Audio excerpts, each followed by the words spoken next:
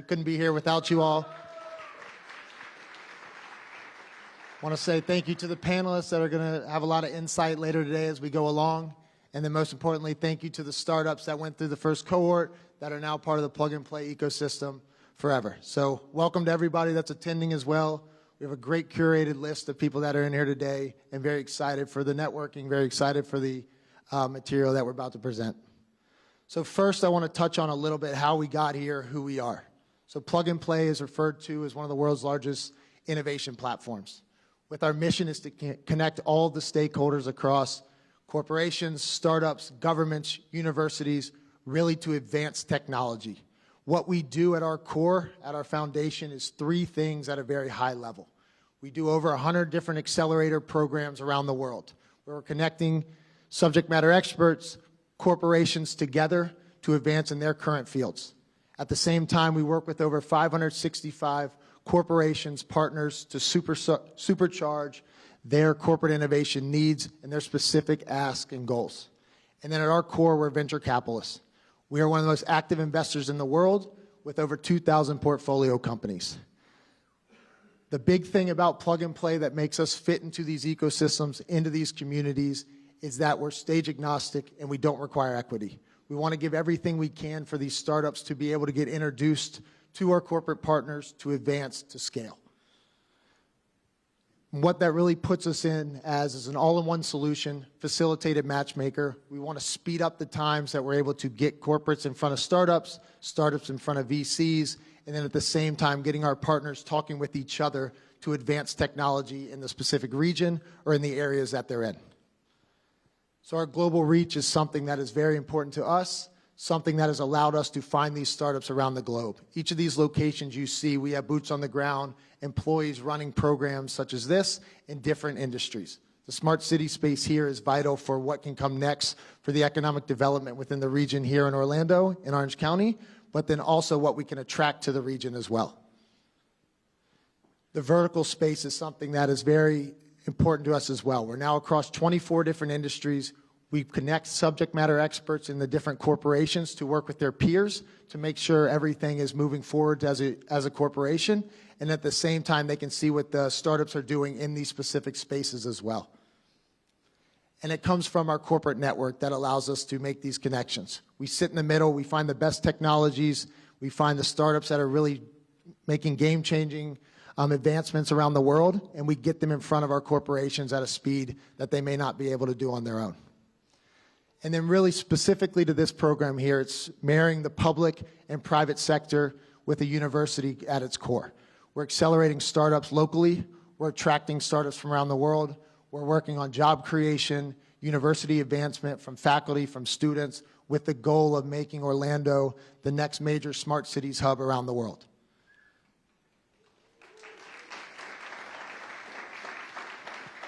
So a quick recap on what we did in batch one.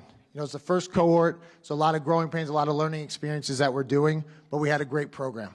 We had over 25 workshops, we had attendances, we had at our Silicon Valley Summit, we had events, we had mentorship, we had the launch event, as most of you, I see a lot of familiar faces from April. And then over the last 3 months, they were able to meet with some of our partners, able to see what we're doing across the globe, able to get to attendance within Silicon Valley. So we're really excited as we continue to grow, keep them involved within our program as corporations around the world are able to meet with them, work with them, and allow them to stay, grow, scale here within the region. So first and foremost, I want to thank the Plug and Play staff as well. It's not possible without the extension from Silicon Valley with the team that's out here today and the team that's on the ground. So there's a lot of faces you'll see that are in the room, and a lot of faces hopefully have become familiar to you all. And if you see any of them, ask. They can get you an introduction. They can get you to who you need. So that's really, again, what we're here to do. We're here to be matchmakers, get you in front of the appropriate people. So that's enough about Plug and Play. You know, we really want to now keep it focused on great region. We have 2 introductions that I want to make first and foremost that are coming up. First, I want to welcome our great Mayor of Orange County, Jerry Demings, following Dr. Cartwright from UCF.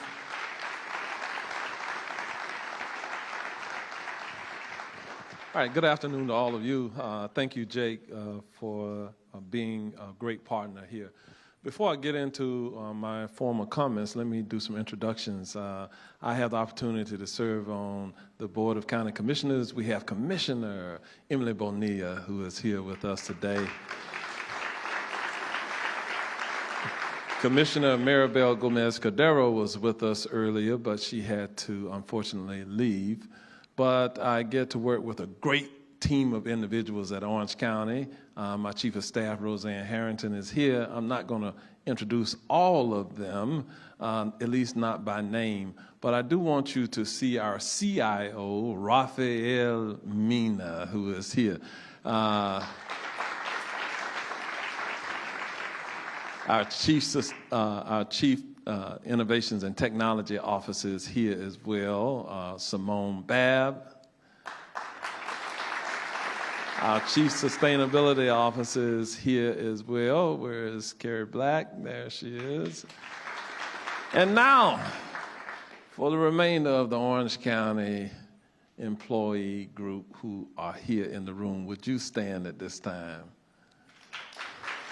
All right. Let me also tell you why I'm really excited to be here, because I know that I am amongst greatness in this room, a group of superstars who are here in this room. I just happen to be one from the era of the baby boom generation, and we're now living in an era in which my childhood cartoon stories are coming to life at this point. I can remember seeing the first phone where you could see the person on one end, and I was watching a cartoon called The Jetsons. Anybody remember that? You would have to be 60 years old or somewhere around that age if you were watching that cartoon. But also it was the Jetsons flew around in these flying automobiles and aircraft, and there were autonomous vehicles and the like. Well, now we are really truly living in that era. 60 years or so ago, a man by the name of Walt Disney had a vision for this area, and he said that he was going to build the world's experimental prototype community of tomorrow, the Epcot of the world. So now we do have Epcot here. And so what is the Epcot of the world? Well, we're going to better understand that through the work that all of you in this room are doing today. So you are the hope for the future, but you're also the hope for the here and now. So now let me just share with you what I'm supposed to talk about today. This does mark our region's second event since we launched our Smart Cities Partnership in April of this year. We're excited about that. Our dedication to innovation and collaboration is evident through the support of our public-private partnerships. You've heard about those partnerships today. We could not be doing the work that we're doing in this community without these partnerships, without having a great institution like the University of Central Florida, without having great community partners like Tavistock and Duke Energy, and quite frankly, without having all of the startups and having plug and play right here in our community. We're forever grateful for Plug and Play for wanting to be a partner here within our community. The Orange County Board of County Commission is serious about moving the needle. We are investing $1.5 million to make certain that through the partnership with Plug and Play, we are building more viable businesses within our community that are going to lean into innovation and technology. We were inspired by what we saw as successful startup connections and growth, in some cases transforming startups into unicorn companies. These companies that have a value of now of at least $1 billion. I did say $1 billion. We were determined to bring the spirit of entrepreneurial innovation and economic opportunity home to our region. Our first cohort provided incredible venture connections and mentorship for 14 startups, offering these smart cities companies access to valuable industry insights, networking opportunities with key stakeholders, and guidance from experienced mentors to accelerate their growth and innovation. Our first cohort had participants at Plug and Play's Summit in June, and it had over 4,000 attendees. They connected with investors and corporations and are moving into the next phase of partnership. This morning, the second cohort launched, and 20 companies had the opportunity to pitch for a spot in the program. 7 startups are from Orange County, and some are University of Central Florida graduates. If you are a University of Central Florida graduate, would you stand for just a quick moment? All right, go Knights. That's what we're talking about. We know that you're going to help fuel the economic engine in our community and move the needle. We are eager to engage with these companies that are present here today as we work together to address our region's challenges. We will continue to work to enhance our region's attractiveness as a destination for top talent, skilled labor, and entrepreneurial ventures. And at this time, it is my privilege to introduce Dr. Alexander Cartwright, the president of the University of Central Florida, the second largest but the best university in the United States of America. Dr. Cartwright. Thank you.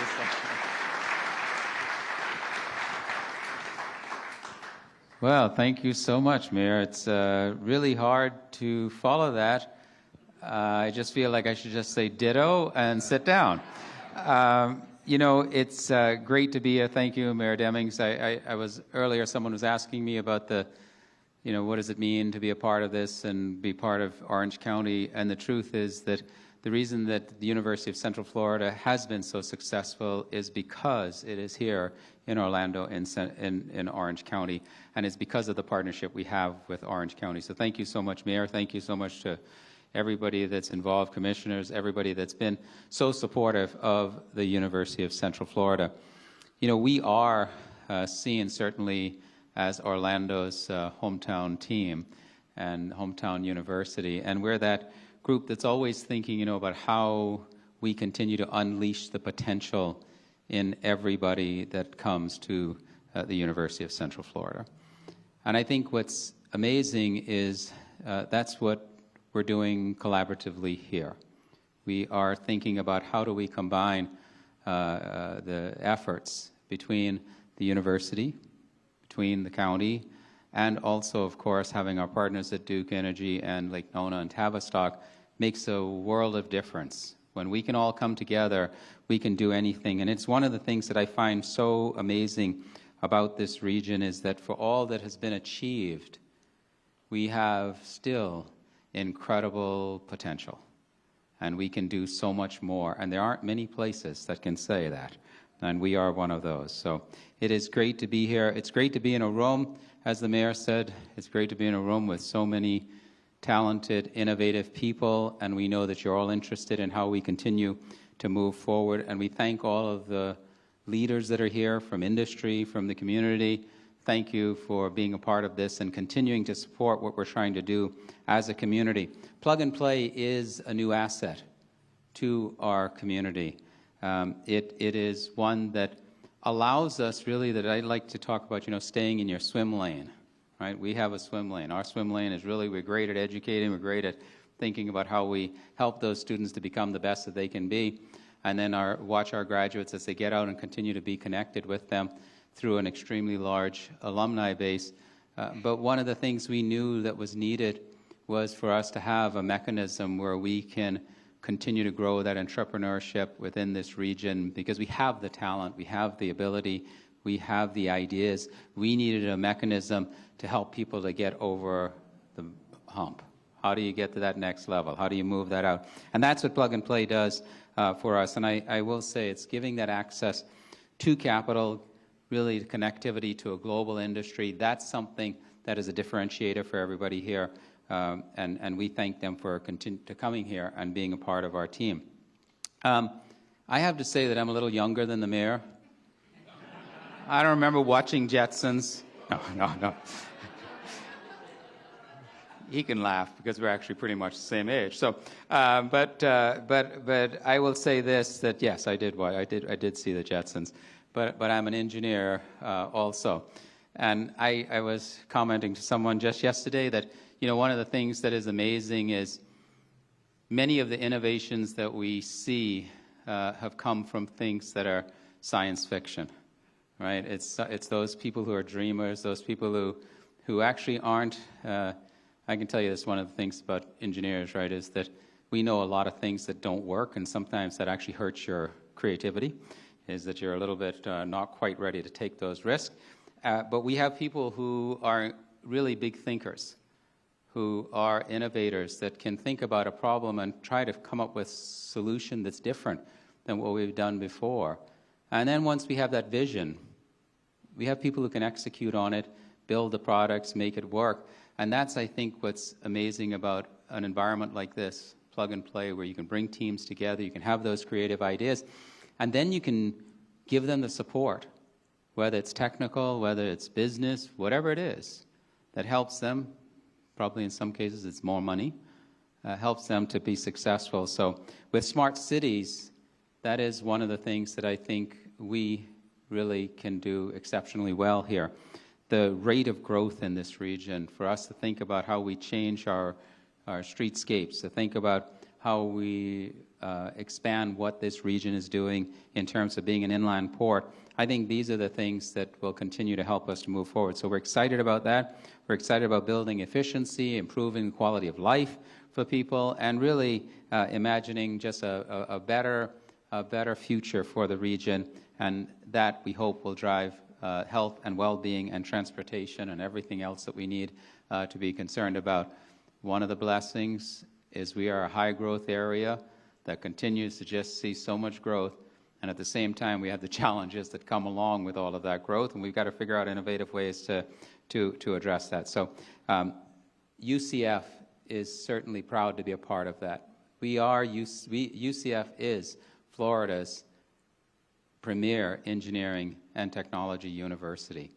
We see the intersection between engineering and technology with arts, humanities, all the things that we think about that makes a difference for the quality of life for people. And we want to make sure that we can provide all the tools that allow that linkage to happen and allow us to actually continue to benefit society through solutions that make a difference for people.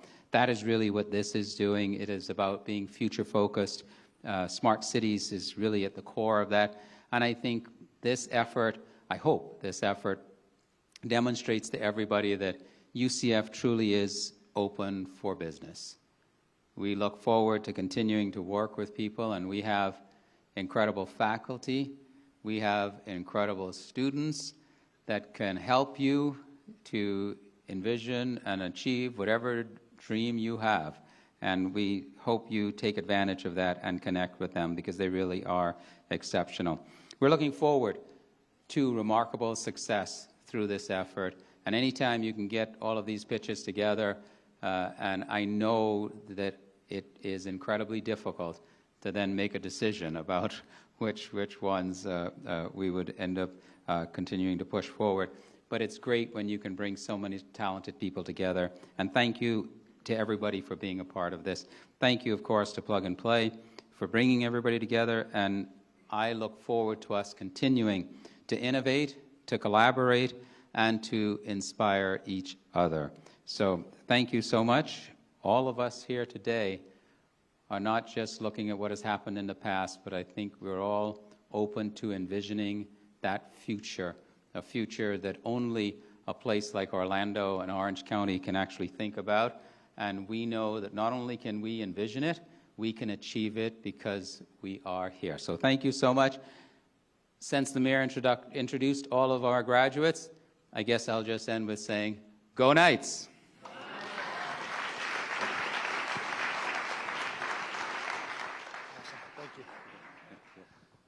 Awesome. I think future is a great word for what we'll go to next. I think we have a great panel put together. It's going to be moderated by newly Senior Director of External Affairs, Raquel Asa, for the Central Florida Expressway. But before we even switch to that, she has a great team with her. I think future can be something they're really going to touch on about our smart city goals for the area, what they've been doing, what the plans are to do, and how Plug and Play can be a piece of that. And then following that, Suyash Mohan, who leads ventures here in Orlando, will come up. We'll be introducing the startups that will be pitching from Cohort 1, and then we will do some networking following that. So, Raquel.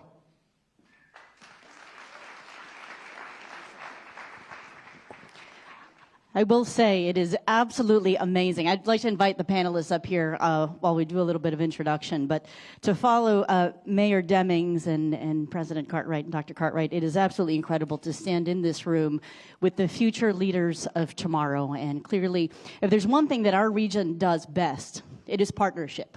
It is the very fiber, it is the very thread that makes us so unique and, quite frankly, allows us to do what we do best, and that is to innovate. It is in our blood. It is within our DNA, and quite frankly, it's just what we do, and it's secondhand nature for us.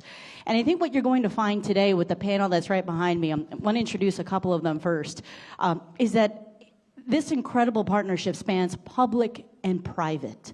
It is a very unique combination that exists here within our region. So I'm going to go down the line here. We've got Tommy Shavers. He is the founder and CEO of Nestry. We've got Juan Santos, the Senior Vice President of Brand Experience and Innovation for Tavistock and Lake Nona. We also have Carrie Black, who is the Chief Sustainability and Resilience Officer for Orange County Government. And we also have down here at the end Ron Matson, who is the Senior Account Manager for Smart Cities and Communities for Honeywell. I think what's incredible is really split 50-50, right? You've got people who've been here, who are UCF graduates, who have found and put their footing here because they know what our region has to offer. But you also have the private sector and public sector who really collaborate together because they know the potential that this region has together. Thank you, Jake. So as I get my stuff here all ready, one of the things that I think what makes us so unique, and I always like to start panels with, what are you actually going to learn here, right? I always want to make sure people pull away with at least 3 things, because I always like to do things in 3. So the first one is, what does this region have to offer for the public and private sector? I think I've talked about that enough. The second is, what are our needs? Because I think that's very important for the startups in this room. Because if you're considering setting, your grounding here, much like, Nestry has, you'll want to understand our region and to make sure that your technologies meet the needs of our region. As Dr. Cartwright had mentioned, we are growing rapidly. 1,500 people, moving to our area, 1,000 people a day, for the state of Florida. So our needs are very much evident. And the third one here is, how can you get started and involved? I always love to do panels with a call to action so that when you leave this room, you'll know exactly how to get started and how to get involved. But I think a first go here is, I definitely want to define what is a smart city. I think that's one of those terms that we often talked about, but we never truly define at the very onset. So I want to define smart cities, and it refers to how communities use technology in innovative ways to solve problems. I'm going to say that again because technology needs to solve a very problem. Oftentimes, technologies that are solving a problem often fail to address the real-world problems of the residents in the community. Orange County Smart Cities Initiative is aiming to improve the quality of life of its residents by enhancing transportation and mobility, fostering citizen engagement, ensuring public safety, and of course, promoting environmental sustainability.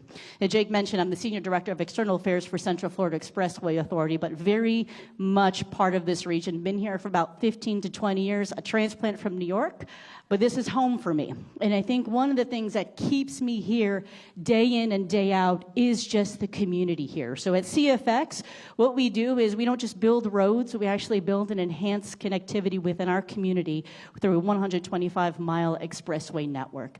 Again, it's not just the roads we build, but it's the purpose of those roads to enhance the regional mobility. And we do that through our 2045 work plan to ensure that we're connecting our 5-region area, which spans all the way to the coast to the east, to Brevard County, all the way to Osceola, Orange, Lake, and Seminole County. So that's really how we define Central Florida for our board. So I do want to do a scene setter as well for Carrie. I'm going to get my notes here. Thank you to Allison for my nice little black plug-and-play folder. Okay. Very hearty panel, as you can see. So another scene setter here for Carrie. You heard about this earlier today when it comes to, in the very near future, by 2030, which I always love when people say 2030 because you think it's so far away. It's really 6 years away, right? It's like tomorrow.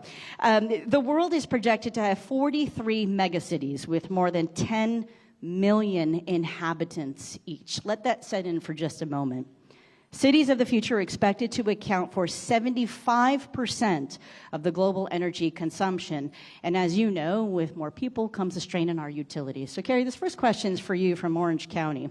You know, Orange County already having the 5th most populous county in the state, preparing for that growth is critically important. So how do you ensure engagement with those energy partners today to make sure you account for that growth which you've heard about before? Yeah, thank you. So first off, thank you so much for this opportunity to be on this panel with my esteemed colleagues. And yeah, so how are we preparing for growth, including partnership with our utility providers? So we're really looking at it from multiple angles. I'm looking at it from our natural environment, our built environment, and then also how do you get between those two. So from our natural environment, we are in the process of updating our comprehensive land use plan, Vision 2050, so for the next 25, 30 years. And then also with that, we are also updating the corresponding zoning code, Orange Code, which helps implement that Vision 2050. And this is all around smart urban growth, so emphasizing density and connectedness to resources and amenities.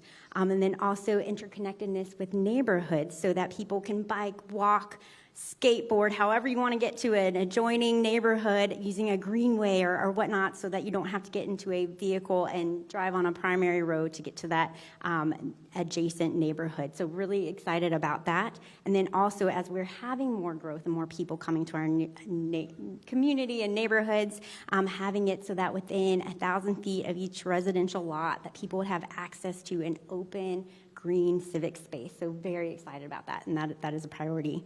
So, and also we're starting from a great baseline. Orange County is one of 19 counties in the entire country to have achieved LEED for Cities and Communities Gold certification.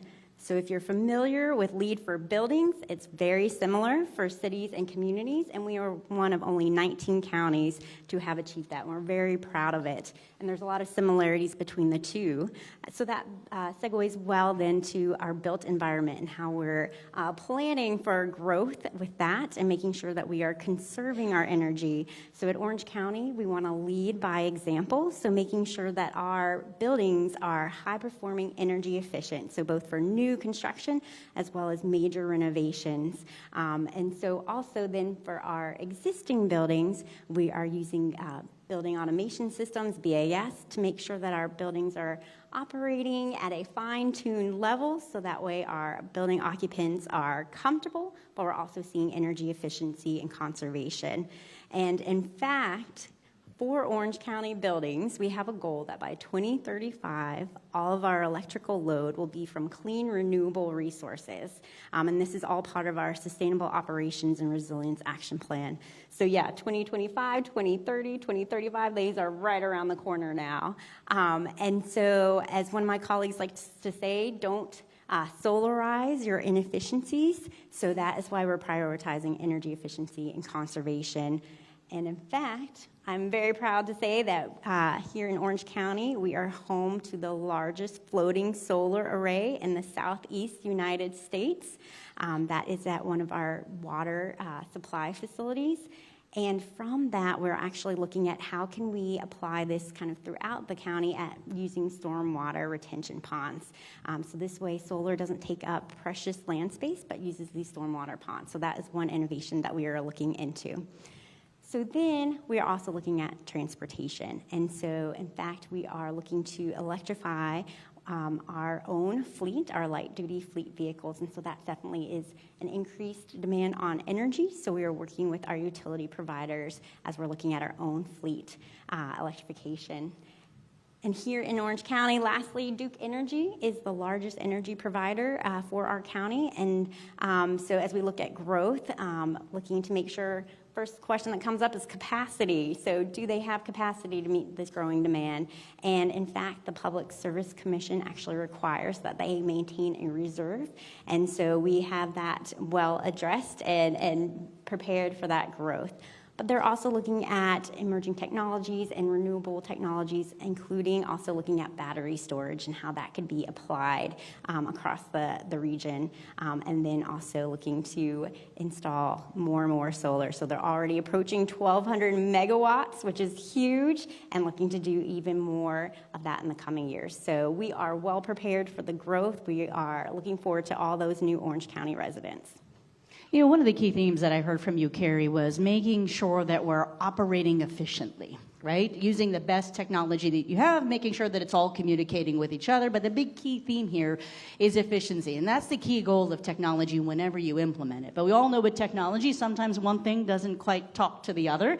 You're going to need some level of cohesiveness that allows them to communicate, to operate under one umbrella. And so, you know, what's unique, I think, about some of the panelists that we have here specifically as it relates to Honeywell, you know, Honeywell Smart City Solutions integrates multiple city platforms into one single pane of glass. And you know the struggle sometimes where you've got this technology here, and it's just one digit off. It doesn't allow them to communicate with each other. And so, Ron, a question I have for you is, you know, as you look at the needs across the globe, quite frankly, right, what are some of the trends that you're seeing as it relates to this level of integration of technology? Well, first of all, thank you all for having me today. Thrilled to be here and thrilled to live in Lake Nona and Orlando. So I live it and breathe it as well. So, you know, the first thing, and it's been mentioned already, you really have to begin by what is it you're looking to solve? You don't just say, hey, let's create a smart city and boom, it's done. You know, you need to really understand the problems you're going to resolve and back into the technologies that support that, right?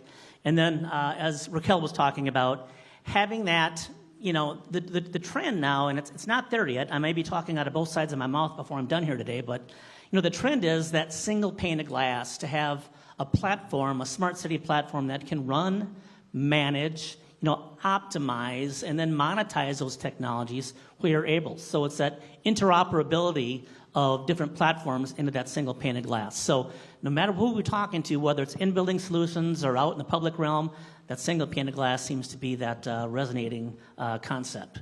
So things that fall under there with the trends, once you understand your problems, you have that platform in place, then it's the stuff you expect. You know, safety and security, it's always top of mind. Sustainability is always the second thing that comes out of my mouth or the mouth of the person across the table from me, right? It's gaining the efficiencies by using the technologies. And Juan, I'll take his words. He says, eliminate friction. Were you going to use that, Juan?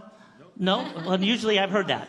So, and really, and then community involvement, engagement, having that citizen engagement app like we have in Lake Nona that keeps you connected to the community, that allows the residents to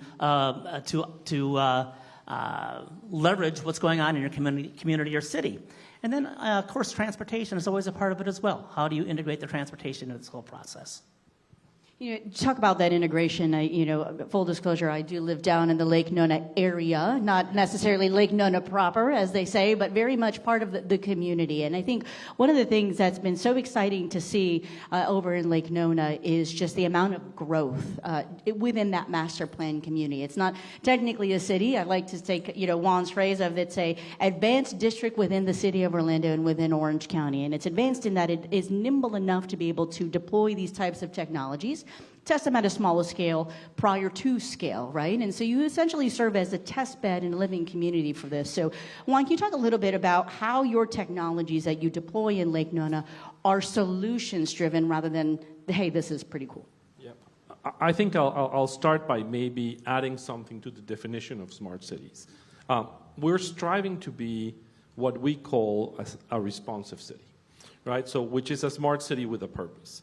Because it's great to be smart, but you know, if you have a purpose, it makes it even better. And we've identified a very specific purpose for the use of these technologies in Lake Nona. We're looking to connect better to people. We're looking to enhance the citizens' experience. We're looking to eliminate friction from the environment. But ultimately, we're trying to do that in a way where we create a place where you can test ideas. We think that one of the superpowers that our region has is we are super collaborative, and we have a great opportunity to test new concepts. I tell people that unless you're looking for slope or snow. Lake Nona has a little bit of everything, right? And our region is able to offer almost everything. The snow we're good without. But because we're able to do that, we're able to take technologies and test them. And we've taken an approach where we utilize our development, our advanced district, in partnership with the county, in partnership with the city, to actually figure out if these things make sense, if autonomous transportation makes sense, if having drone-based security systems make sense, if having non-identifiable data collected through behaviors from the people in the environment actually help us in figuring out what's next. So our focus really has been in becoming an epicenter for testing ideas. And because of that, we become very friendly to companies that are in the startup stage, even if they are a large company with startup-like ideas, or a company that's just beginning, that wants to try out how something can have an impact in the environment that we're in.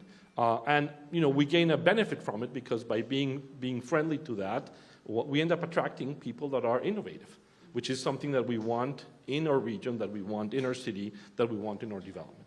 Yeah, I think one of the things that makes Lake Nona unique, as well as the rest of our community, is the ability for those startups to have an environment to test. And I think what's so exciting here is to have Tommy Shavers, who's the founder and CEO of Nestry. A little bit about Nestry, and you'll hear more. He started here in the Orlando area, Central Florida area, since 2019. And so for the last 5 years, he's been able to grow his organization and his startup. And again, I'll hear a little bit more about that. But Tommy, do you want to take just a quick moment here for you to share with the room here, what were the top 3 things that have helped you succeed over these next 5 years? Because many and some people in this room are where you were 5 years ago. Yeah, I think that's awesome. I mean, I'll add, I've been here since '96. I started at UCF in '96. Go Knights! Like quite literally in your case? Like literally. Yeah. But being able to see the region grow, and then this current chapter. Being in Lake Nona, being one of the startups here. I mean, so what's been awesome for us, the things that we've seen have been incredibly valuable. The first has been this incredible level of commitment to ideation.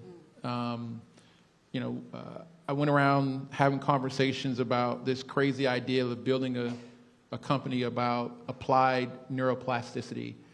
And I would say that to people, and they go, neuroplasticity, what? I got to Lake Nona and was having a meeting, and what do you do? And I go, okay, here we go. And so I go, yeah, company applied neuroplasticity, and they're like, let me just stop you there. We love neuroplasticity. It's awesome. This is the place to be. And I was like, what just happened? And quickly we were introduced into the ecosystem. And so this incredible level of commitment to ideation has been great. Kind of connected to that is access. There's phenomenal access in this region. A part of our livelihood or growth trajectory has been around Lake Nona's, Tavistock's, the region's commitment to providing access. And the access isn't just from the region; it expands, beyond the region. It's funny, we would tell people, no, we really are a small company, because what they would see is the access that would really, from the outside looking in, make you look like you're this huge established company. And we go, no, that's just Lake Nona and Tavistock. But the access has been phenomenal. And I think the third that's probably been some of the best for us is there's this border on pushing the envelope to be able to see what's possible. And for us, that's right up our alley. To think about, we talk about at Nestry, we're here for the humans. And so when we think about smart cities, we think about, we also got to have smart humans, meaning how are humans keeping pace with the advancement of technologies, and being able to be surrounded by this ecosystem knowledge, thinkers, individuals. I mean, I try to throw stuff at Juan to see if he's never heard it before, and I can never get him to flinch. He goes, "That's great, let's do it." And I'm like, "Wait, what?" And so this ability to push the envelope, especially as a startup, that's really what you need, because you're thinking about bringing radical ideas to life, and that's what this region has been for us. So it's been awesome. I think for the access, the commitment, the pushing of the envelope to see what's possible, that's been essential for us. Great. Now, I just want to round out the panel. Quick lightning round, one word, okay? So the third one here was, how do people get started? First word that comes to your mind on how people get started and get involved. So Ron, we'll start with you. Wow. That's a surprise question. It's not part of this, I can promise you. Go. I mean, just go. Get started. Carrie? Collaborate. Collaborate, like that. I think I'm with Ron. It's do. There you go. The word is do, yeah. It's a stronger word. Like if you start. Go and do. I'm going to cheat a little bit. I'm going to say show up. See, I said that. It was like fluid. That was one word. Yeah, that was it's hyphenated, but that's okay. I'll give that to you. Yeah, show up. Be there, be present, be in the experience to be able to see what's possible. All right. Word from our panelists, and a round of applause for them. Thank you so much. I know you'll hear from Tommy more later.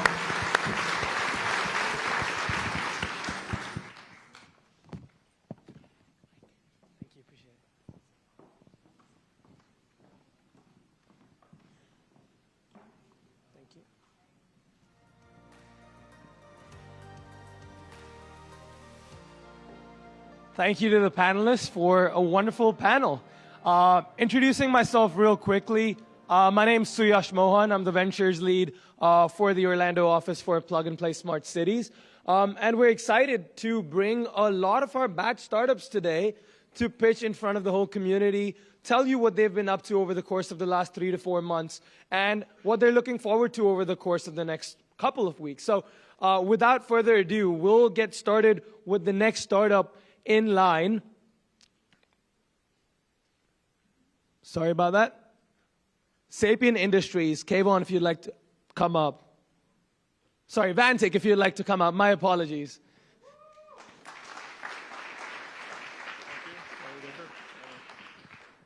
Well, good afternoon. Appreciate y'all coming out and being part of this. Very excited because we were part of that initial kickoff back in, it seems like it was just yesterday, but it was April. Anyway, let me spend a minute just telling you a little bit about Vantic, but before I start, I can't see, is that, all right, I hate animated slides. So, Jim Rice, I'm VP of North America based up in Maryland, but our headquarters is out in Walnut Creek, so we are a Bay Area company. The company, Simon says on the TED Talk, what's your why? So Vantic was created years ago to solve a problem, which is how are we going to power the future, and in this era we are in now, with AI. And so one of the cool things that's been happening with our customers around the world is that they're leveraging AI today in production systems. And I'm going to talk a little bit more about the platform in a second. But what you can kind of get from this is that we have a real-time platform, so we're not building the actual end systems for smart cities, but our customers are using our platform to make it, to reduce risk and make these systems work. Second is we're focused on some markets like healthcare and public safety, defense, and then things that are in other markets, and then I mentioned headquarters. So let me go ahead, given time constraints. So the next thing I want to talk about is, the hard problems that we're going after, right? So startups tend to focus on things that they know they can accomplish or think they can accomplish. What's our moonshot? So what we're trying to do is realize that years ago, there are more devices on this planet generating data out at the edge than there are human beings. And all that data means that there's a lot of noise and not so much signal. How do you find the needles in the haystack so that you can produce mission outcomes that impact lives or societies?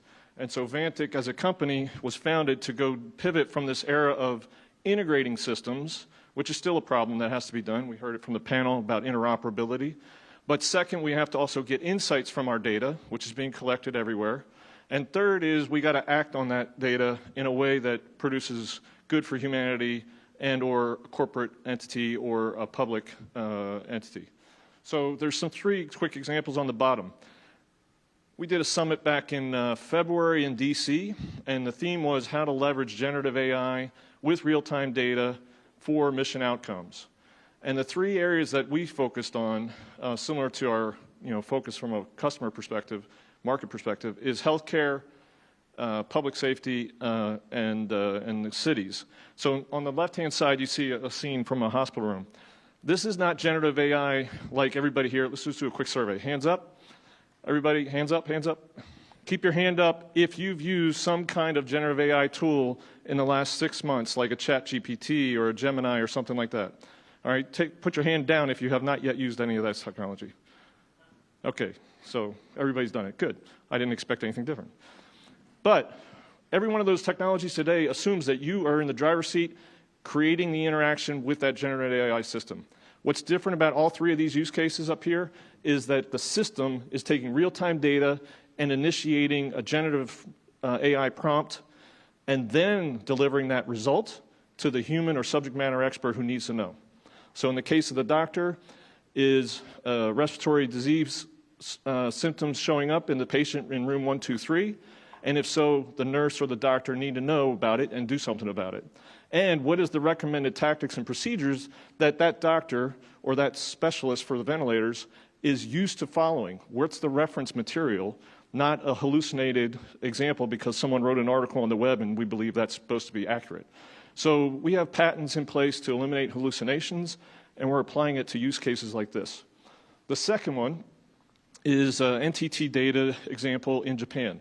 We are actually blessed to be the central nervous system for Japan's emergency management system.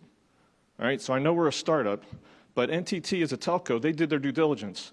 Every tsunami, flood, and earthquake sensor across Japan is taking those anomalies and feeding it through Vantic so that people can be told as a government what to do about the anomaly, local neighborhoods, what first responders need to be ready for, and citizens who opt in, do they need to get out of harm's way?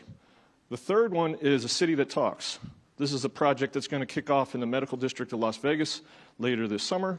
And basically, we're going to be watching a gentrified area that's got a lot of medical, community, and teaching schools in it. And there's intersections that need to be monitored in real time with cameras and AI, looking for things that are in the red zone for too long in an intersection, or things that are happening on the sidewalks that are, cause for getting someone, pushed into that area to respond. Anyway, these are examples of what Vantic is capable of doing with real-time data combined with AI. And I'm not going to hit on all these, but in case you aren't in any of those markets and you're wondering where else could Vantic be applied, this is a teaser for those other areas. Whether it's digital twins, OpticX is a emergency dispatch in the back of Mayo Clinic ambulances, former soft medic, SOCOM medical guy that was deployed out really hard parts of the world. He came back and retired from the military, wanted to do something for rural environments where tier 1 hospitals don't exist close by. Intrusion detection, so critical infrastructure, or in this case, a prison in the Netherlands. True Weather is a partner of ours that's going to put weather at the regional level for drone operations. Right, if I got to deliver organs or something critical in a timely fashion with drones, I need to know where the headwinds are, and today's weather services don't provide good data to those drone operations, and so on and so forth. Okay, and for those who want to see a visual of what's a project like Vantic look like in cartoon form, we are basically engineered by our platform to be operating at the edge first, and then, oh, by the way, if you want, our platform can also work with your private cloud or public cloud, and we offer a SaaS model for those who want to get started. But most of our customers are eventually going to run on-prem or in their own private cloud environment for the heart of the system, and then leverage all the edge deployments for getting the data from legacy sensors or existing systems, AI, et cetera. And then to make it different, because these are really hard problems, these moonshot challenge projects usually would take teams of engineers, lots of energy and lots of time and software to build these types of solutions. Honeywell is, as an example, is integrating lots of things in order to give that common dashboard picture that he was alluding to. We're doing it as all with a low-code, no-code platform, so that you don't have to have rockstar, 250, 300K a year engineers, full-stack developers. You can do it with folks who know the problem area, but maybe don't know how to do all the stuff under the covers. And then we got to do it all better together. So how do we go to make sure that it's not just all on us, but we work with system integrators, AI chip companies, all kinds of different technologies. I believe we'll even be working with some of my partners here on the panel or up on the stage here after me. Anyway, Jim Rice, Vantic Software. Hopefully I was interesting to you and look forward to having conversations. Thank you.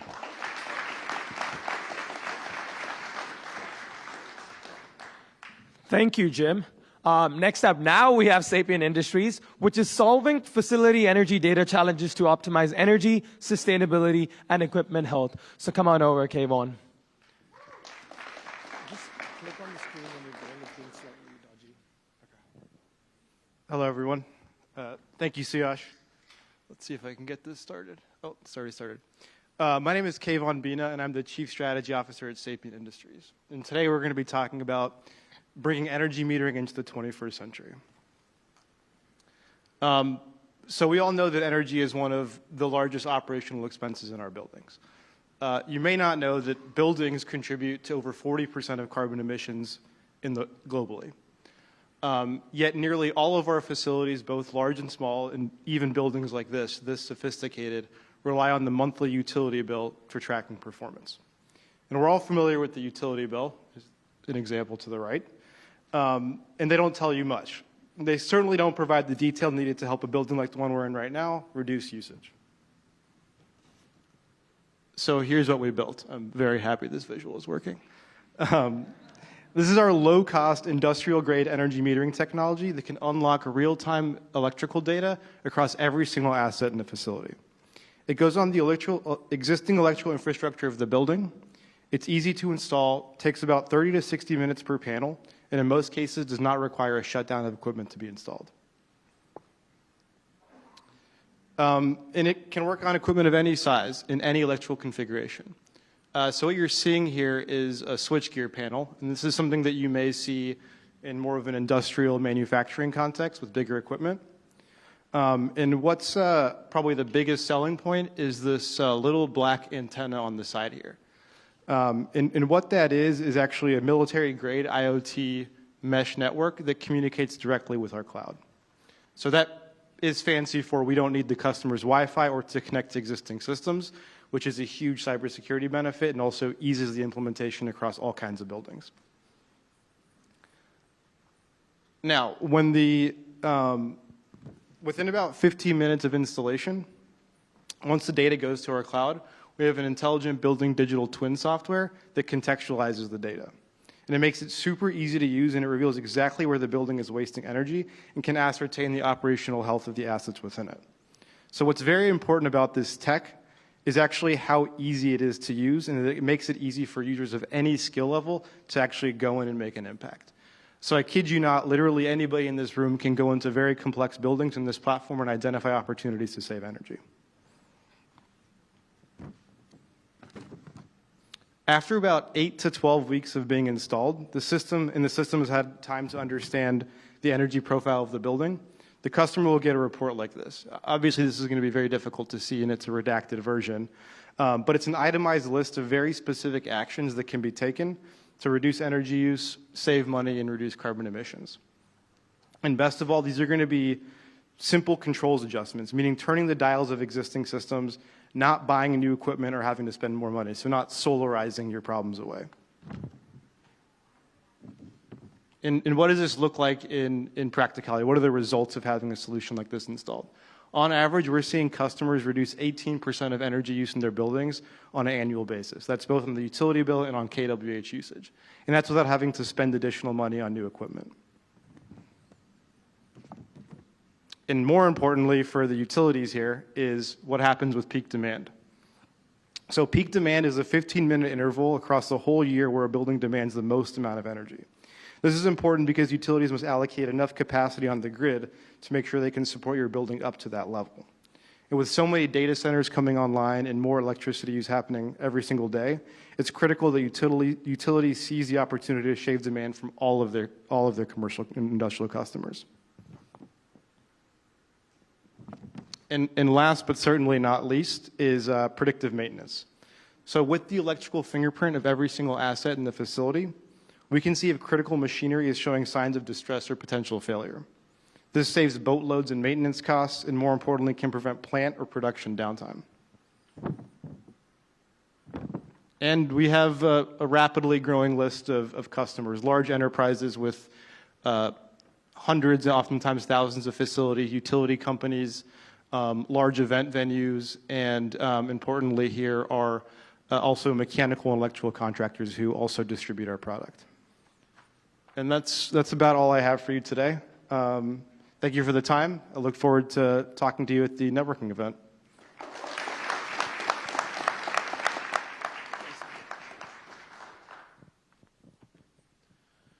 Thanks, Kayvon. Next up, we have Nestri. So you saw Nestri at the panel. It's going to be Tommy once again. Nestri is a neurostrength company that provides mental and cognitive strength training and solutions. So, Tommy, if you'd like to come over. Just remember to click towards the screen. It's been slightly dodgy. Awesome. Again, I'm Dr. Tommy Shavers, the founder and CEO of Nestri. And we're excited, as I mentioned, about leveraging the opportunity to be the next frontier of human health and human performance. And so, when you think about smart cities, as we talk about it, we're the smart human or the human infrastructure aspect of that, where individuals are constantly trying to find ways to improve their mental health, wellness, and performance, with nearly 80% of individuals physically exercising with the goal of potentially improving their mental well-being. And so what we're saying is it's time for us to think about the neck up aspect of the human in the same way we've done the neck down for so long, to provide an opportunity to exercise and strength train the mind and the brain the way we've done the body to continue to meet the demands of being human. And this is a personal passion for me. As I said earlier, I'm a UCF Knight, diehard, former team captain there. My football playing career was ended with head injuries at UCF, which really put me on this journey of finding solutions to advance mental and cognitive health, wellness, and performance. And so we talk about being built by high performers for the world of high performers to scale to the everyday human performer. And that's exactly what we're doing at Nestri. Our whole vision is to provide every human performer the opportunity to exercise and strength train from the neck up to continue to meet the growing mental and cognitive demands of being human. And we're doing that through our mindset profile, the integration of that with our neuro labs, and then our digital experience with our app. And we call it, for us, our neck up health and human performance ecosystem. And strategically, our vision is to partner with the traditional neck down health and human performance ecosystems to scale the first of its kind, that total human health and performance ecosystem to take care of the total human. And so with our mindset profile, we've been excited about the work that we've been doing with this.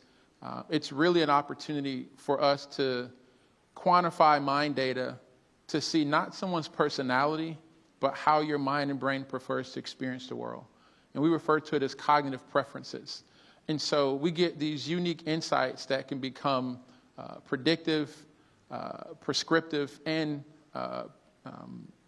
predictive in the sense that allowing you to have personalized information of how you access your wellness and performance in real time and when it matters. And we use that data to navigate us in our neuro labs.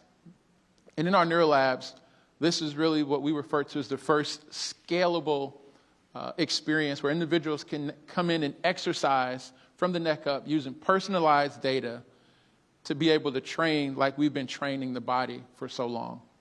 And if you can think about the possibilities of quantifying brain performance, as we like to say, your Madden ratings for your mind and brain in a destigmatized way, this is really becoming a game changer as health data is becoming more of an expectation.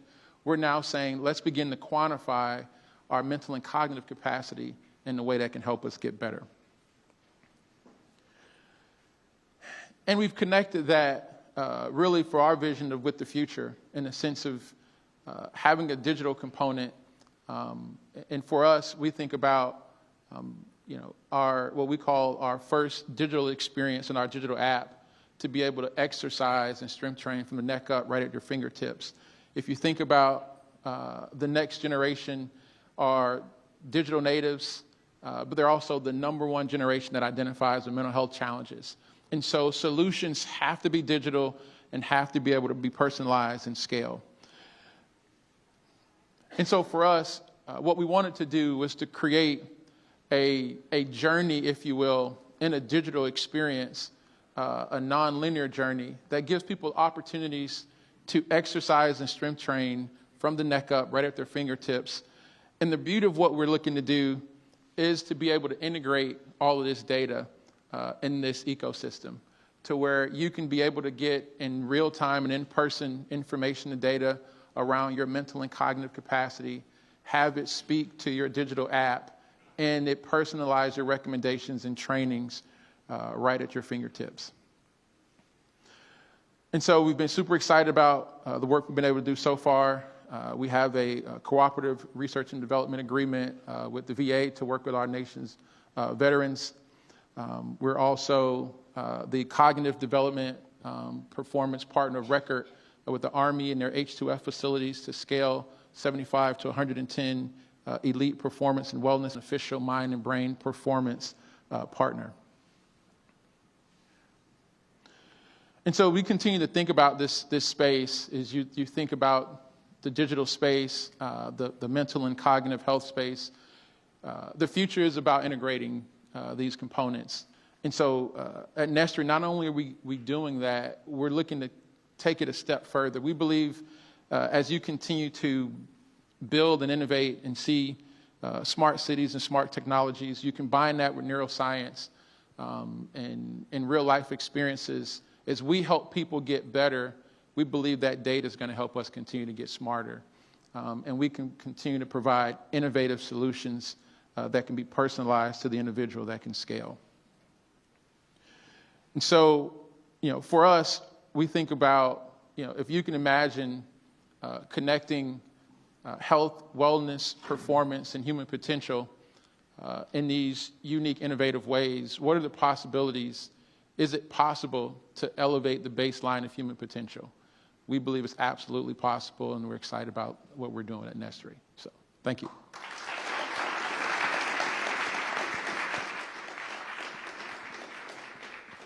I don't know how many of you have watched Peaky Blinders, but whenever I think of Tommy Shavers, I think of Tommy Shelby from Peaky Blinders.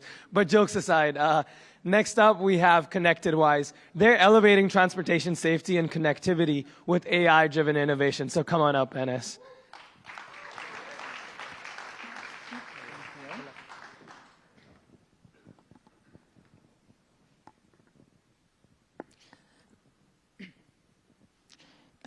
Thank you very much for this opportunity. I'm Enes Karaslan.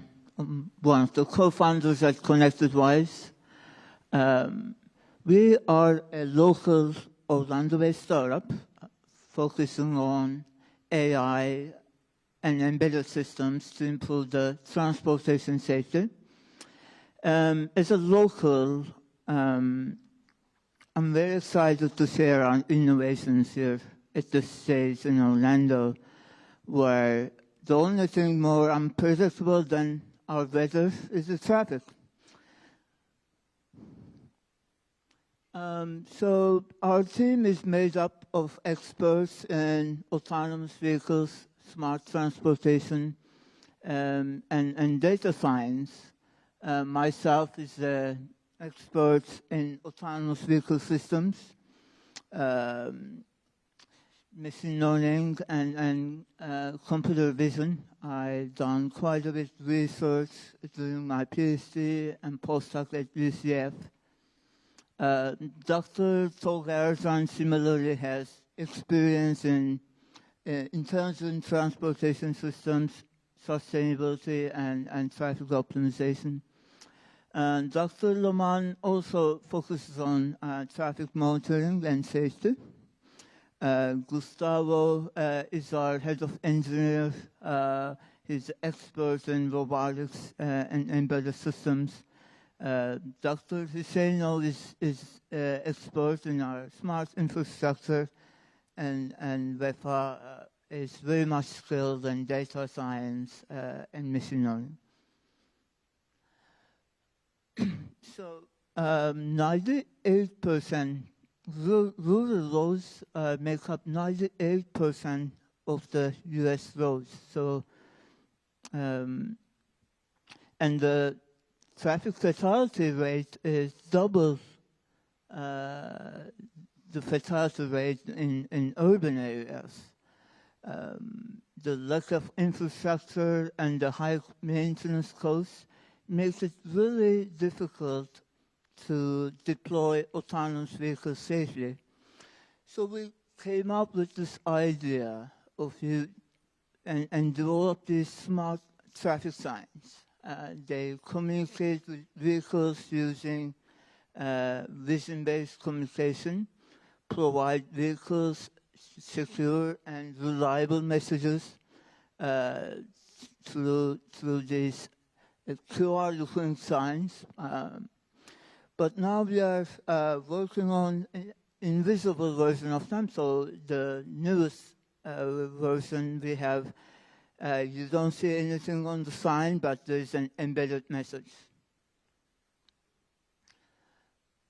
So this is actually a demo we perform on Dean Road in Orange County. Our system helps our autonomous vehicles navigate safely in difficult scenarios, and with the help of the smart sign, we can pass the necessary precise mapping and location information to our vehicle, and the vehicle is able to travel safely in this complicated road zone environment. Our software stack, AutoVision, provides this powerful AI capability and also helps this vision-based communication. We can provide existing vehicles with this advanced safety features, but on top of it, we have this unique communication capability with the infrastructure. This is a demo we conducted at UCF campus, actually. We were able to measure the distance for red light violation from 300 feet and perform necessary pedestrian warnings in critical scenarios. So we thoroughly tested our system in different environments. If your vehicle is not equipped in a hardware for the system, we got you covered. We actually have this low-cost device. You put it on your windshield, and it provides this advanced driver safety capabilities in addition to vehicle communication. We've been using our solutions in different projects. In this interesting project called Vector, we've been testing our smart traffic signs, communicating with our onboard devices. Another project where we use our AutoVision stack in an autonomous warning triangle is very helpful in case of emergency stop. Another interesting project, our mission vision system again helps monitor the traffic and determine heavy trucks passing the load posted bridge. Thank you very much. If you want to know more about our company, Connected Wise, and learn more about our technology, just check out our website. You can reach out to us at this email address as well. And talk to you soon at the networking event.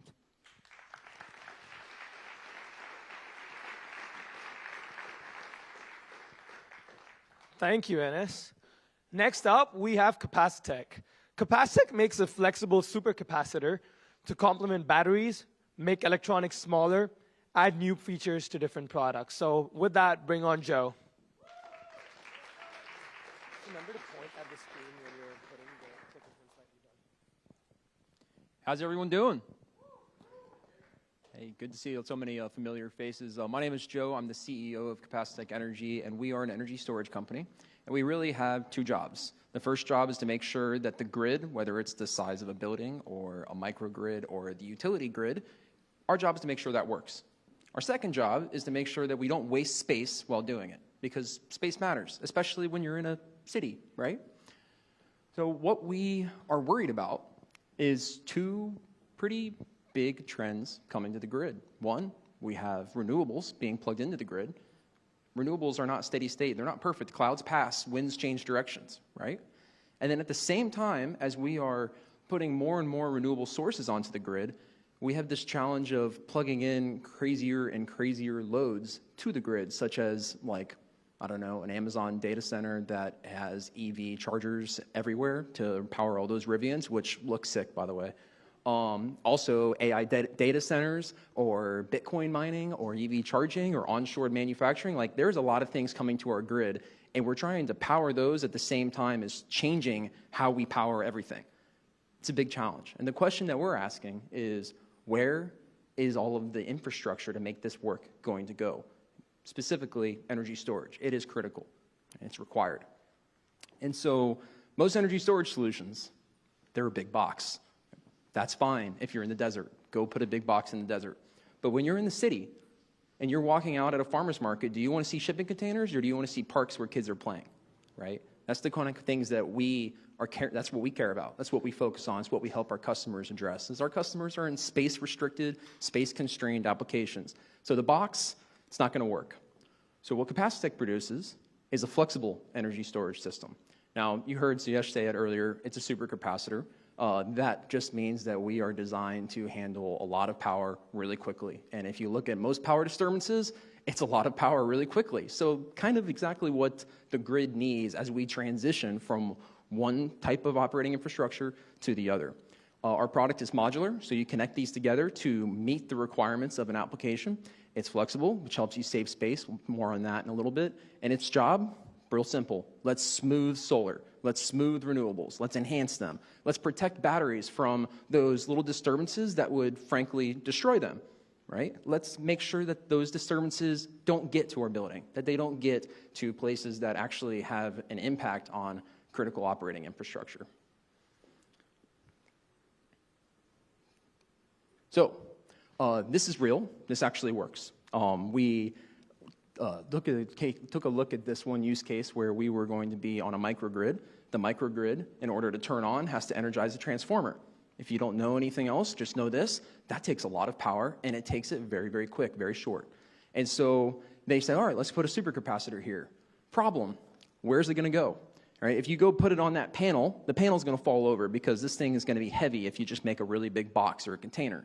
Are you going to block walkways so technicians can't get there? Are you going to put it in the water or in the flood zone? Are you going to take up parking spaces where employees park every single day? Like, it's just like not a good choice. And so what Capacitech did is, in one of our earlier prototypes that we did this year, is we took our system, our PowerLink product, and we bent it into the space that existed on the same concrete pad that another battery was being used for.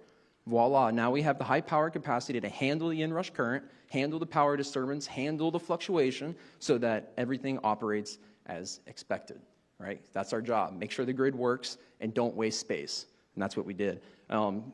Project was so great that Sandia National Labs actually just gave us a contract to upgrade this system. And I'll be really excited around November or December of this year to update those containers to our PowerLink Small, which is a 6-inch diameter and a 4-foot long cable, right? And so this would become a 100-foot long cable, which would be actually, if you look at this picture, that solar panel, it's about 100 feet of cable connecting that solar panel to the microgrid. Let's use that cable to do something other than just sit there. And so picture with me, just play, right? We're here in this beautiful building. We have this wonderful land in front of us, this landscape. It's great for events. I live here. I know this space is used for events, for farmers markets, for showcases in the evenings and so forth. If Dr. Phillips Hall is concerned about their power, they want to reduce their demand charges, they got to add energy storage. Where's it going to go? Or our competitors would tell them to install something that's about the size of a dumpster in the back corner somewhere.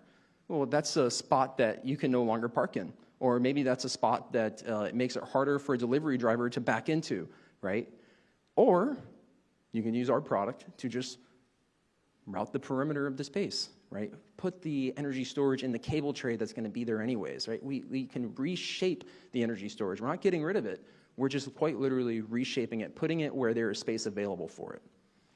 Let's look at an EV charger, right? You're going to have batteries, you're going to have inverters, you're going to have solar panels. If you want to protect those batteries, we can install it.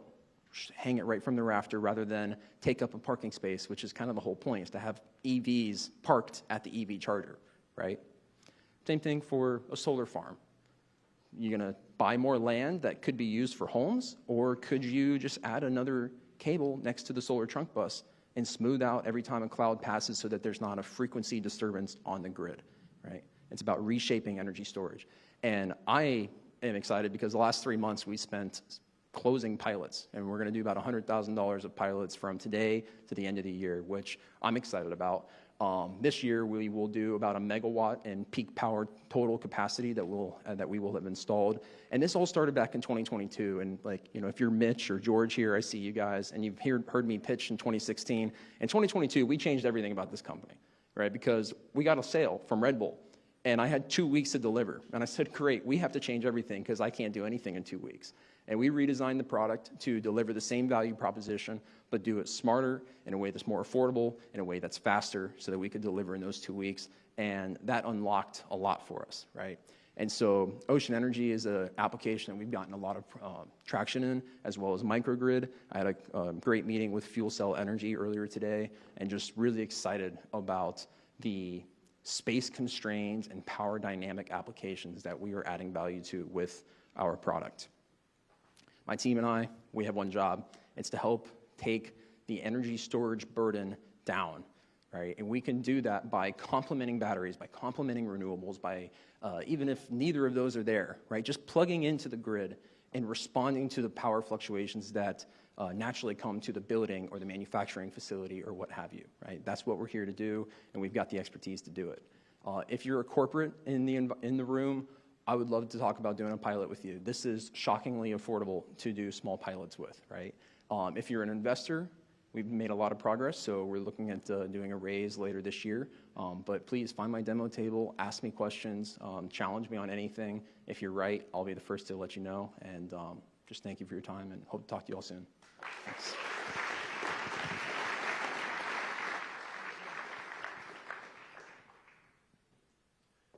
Thanks, Joe. Next up, we have Precision Periodic.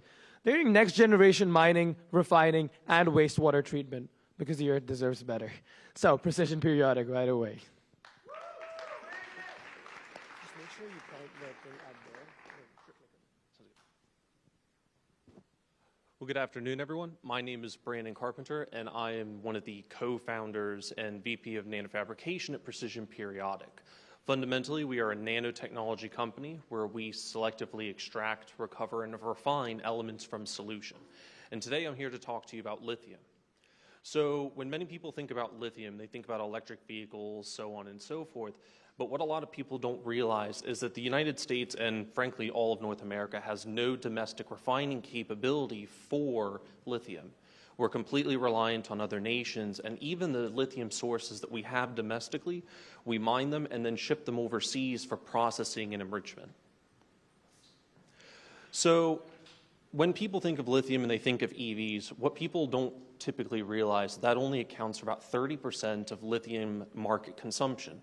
Most of it goes into other technologies related to military defense, power grid storage, and consumer electronics. EV is only a piece of it, and lithium demand is much more broad than just for electric vehicles. Now, there are domestic refineries that people are trying to build, and I think there's probably about 10 or 12 different refineries currently being built, but even if all of them come online and actually meet their product specifications, which is a big if for many reasons, it still won't be enough to actually meet North America or even the United States demand. The growing lithium consumption is just too great. Now, many of the refineries that are coming online are very complex, and they're idiosyncratic to whatever source they're being built for. And that's because the impurities related to them are so different. In addition, the price point that these refineries operate are only profitable if the price of lithium is between $15,000 and $20,000 per ton. Currently, it sits at $13,000 per ton, and it fluctuates rapidly, trending lower.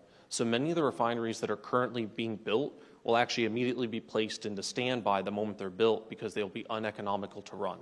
And we've already seen some companies, such as Lilac, a $1.2 billion lithium refinery, shutter its doors only a few months after opening because they were unprofitable and the product they made wasn't up to market demand and specifications. In addition, these processes tend to lose a lot of the material they process and generate insane amounts of waste. So using our nanotechnology, we've actually been able to simplify this process greatly by changing the approach to how we go after lithium. Most of these processes try to target lithium selectively, and in doing so, they have to get rid of the impurities one at a time, which is where their waste comes from. We, in one simple step, bulk remove all of the impurities away from the lithium and actually negate the lithium entirely, enabling the separation to occur from that direction. Simply what that does is it gives us a much simpler processing time and a substantially cheaper profitability point to do this at. Our cost to do this is a little under, right around $4,000 per ton, meaning even if lithium drops another $8,000 per ton from where it sits today, we will still be profitable. Additionally, the way we have designed our system is we can actually take lithium from any source, whether it's from a lithium-ion battery recycler, a secondary mine or other process, or even from geothermal sources. So we're about 8 years old as a company. We've successfully been able to extract and refine about 40 different metals to date, and we've deployed systems both domestically and internationally. However, a year ago, we won an award through the Department of Energy to begin to apply our technology to lithium. And the results have been absolutely astounding, and we've already partnered with most of the big players here in the United States that do have lithium sources and have proven that we can not only separate lithium, but we can get it up to better than battery-grade purity beyond the market's expectations.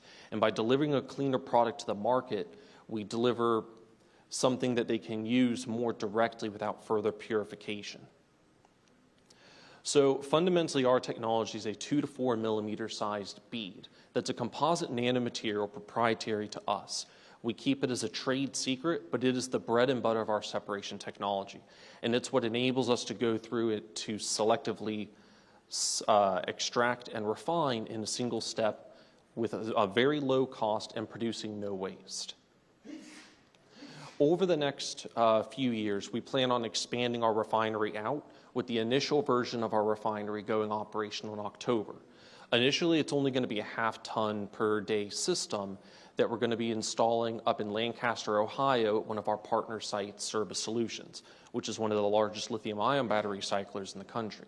We're going to be going in, refining, and then we're going to be expanding it over the next few months to a 1 ton per day system as we secure offtake agreements and material acquisition agreements.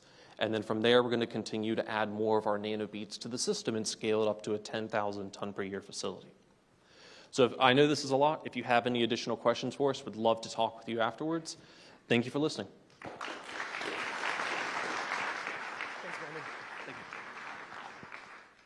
Thank you, Brandon. Next up, we have Fluix. Fluix is an enterprise AI software that saves critical infrastructure on energy costs, time, and resources. So come on, Abby.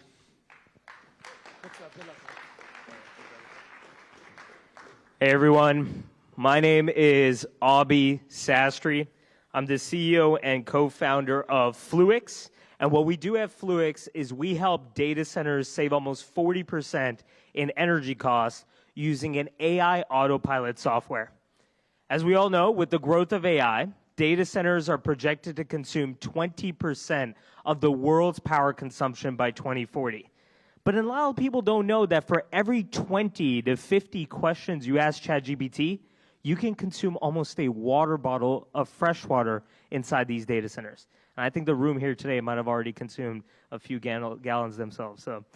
But existing building management systems inside these data centers are broken because they operate in silos. Think of all the HVAC, lighting, water, and IT systems inside these data centers. Oftentimes, they have different brands and communication systems. So the interoperability of all of this communication between these buildings is broken. And I used to work inside a data center, actually right across I-4. And whenever a heat wave approached, I had to manually go to each HVAC unit and change it inside these facilities. We use AI to connect all these systems and have them work together without human intervention. And our platform is called AMI. AMI stands for an artificial intelligence for managing infrastructure.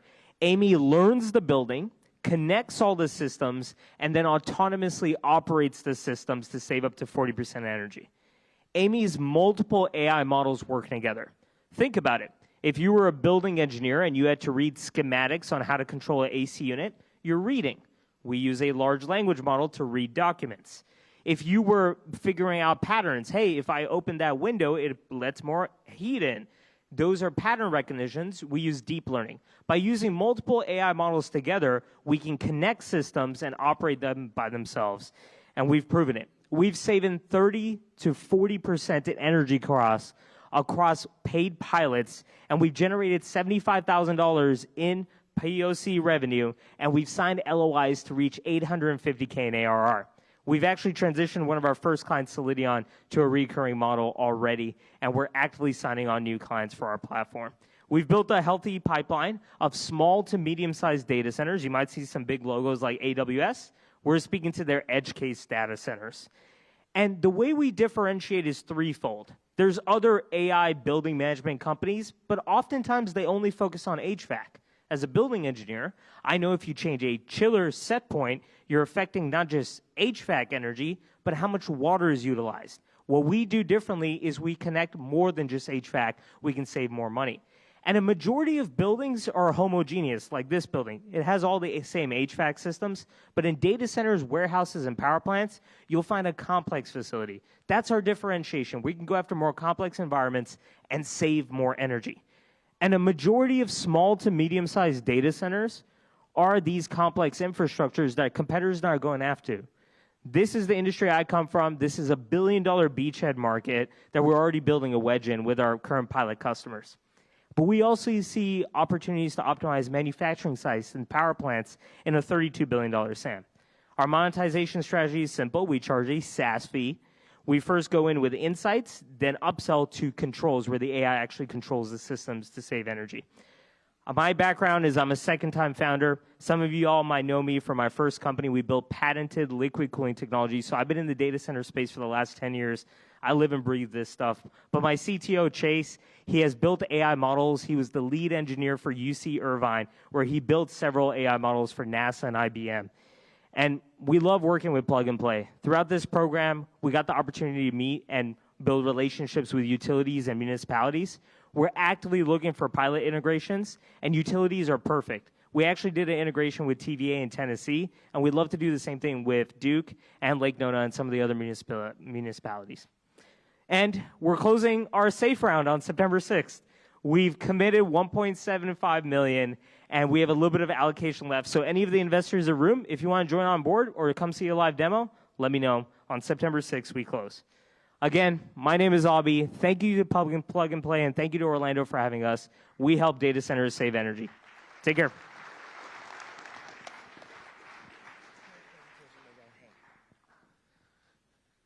Up next, we have Nline. Nline has been working with us for a while, the real-time predictive digital twin platform for transmission line assets. So come on up, Jim. Great, thank you.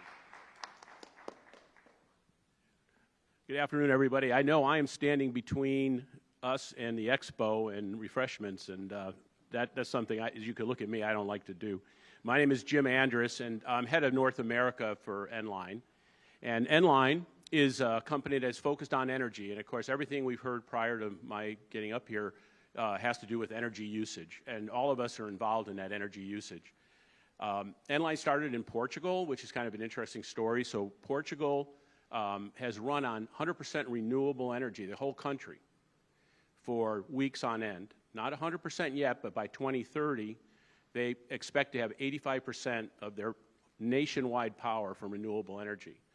Now, Portugal is a country of 10 million people. Florida is 20 million. So we have to put it in perspective. But Nline has done a lot of work in Portugal and in Europe because they're certainly farther ahead in the goal to get to 100% renewable. And they've taken a lot of this technology and deployed it in energy companies. So, am I hitting the wrong thing? Sorry, wrong button. Nline is focused on, get back to one, on the actual, went too far, again, sorry. Nline is focused on the delivery of energy, typically has been with the legacy energy companies like Duke Energy, Orlando Utility Commission, you know, the legacy energy providers. And of course, that's changing from everything we've heard. Now we have solar, battery energy storage, smart cities. The generation is going a lot broader than it used to be. So while we're focused on the end-to-end of energy delivery with the legacy companies, we're also looking at all of the requirements that come with renewable energy, like solar, like EVs, like data centers. And that's growing rapidly. The utilities are faced with big challenges of deciding how are they going to generate enough energy, where are they going to generate it, what are the priorities. So what we provide them is analytics through AI, machine learning, and data with weather, all the different variables that we can put together so they can predict where they're going to have congestion. We work with them to avoid that congestion by giving them additional energy that they can pull from the system with more data, more information, that they can release some of the congestion and supply the energy that's needed for all of those types of projects that are growing. Data centers are growing rapidly. Every week I go to an AI conference, it seems, and I hear some tidbits that I'll just leave you with. All of us that raised our hands of doing ChatGPT and using that. A ChatGPT search takes 10 times the amount of energy as a Google search. And then keep that in mind. So that's when you're seeing this exponential growth of data centers, think about that. And that is everywhere. Mr. Musk is putting one in downtown Memphis. He offered to, pay for the infrastructure. I don't think he quite thought it through that a 100-megawatt data center requires a 1,500-acre solar field or a substation to be built in downtown Memphis. These are the kind of challenges that utilities are facing, and Nline's helping them look at ways to get that done efficiently, reliably, by looking at what they're doing today, taking all the data we can from all the existing systems they have, and then predicting some of the future growth and all of the different variables that they need to consider in order to grow and deliver the energy that's needed. So I'll be at the Expo, and anyone that would like to stop by, I've got a demo. Certainly love to talk to all of you, anybody from Duke Energy or Orlando Utility Commission that might be here. We won an award from Duke Energy at the Distributech for Innovation of the Year. We're working with them to put some projects together in Charlotte, but I'd certainly love to see what we could do here in Orlando. So thank you for your time, and we'll see you at the Expo.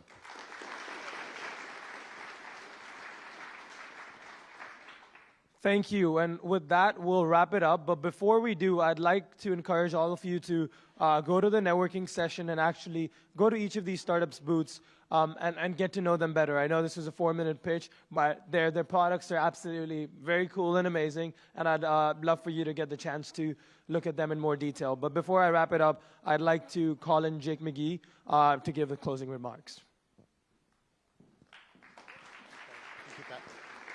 Thanks, Suyash. Thank you, startups. Yeah, and just reiterating what he mentioned there. Let's go upstairs, get to know the people in the room. You know, that's part of this. It takes a village. We want to make this a strong program here, and that takes everybody getting to know each other. So meet somebody new, have a drink, whatever that is, get some appetizers, whatever's up there, get to know each other, see these demos, see these pitch decks, and then just add some people new to your network. So thank you for attending today. Thank you for attending the first Expo of Smart Cities Orlando, and we're excited for upstairs and what's next. Thank you.